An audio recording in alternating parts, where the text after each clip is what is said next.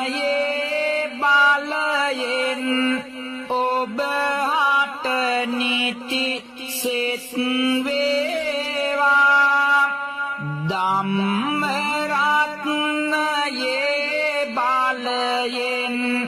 නිරෝගී සුව අත් වේවා සංඝරත්නයේ බලයෙන් සියලු අපල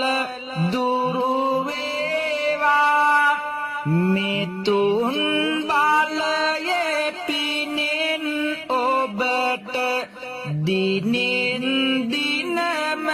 ජය වේවා ඊතර සිටිනා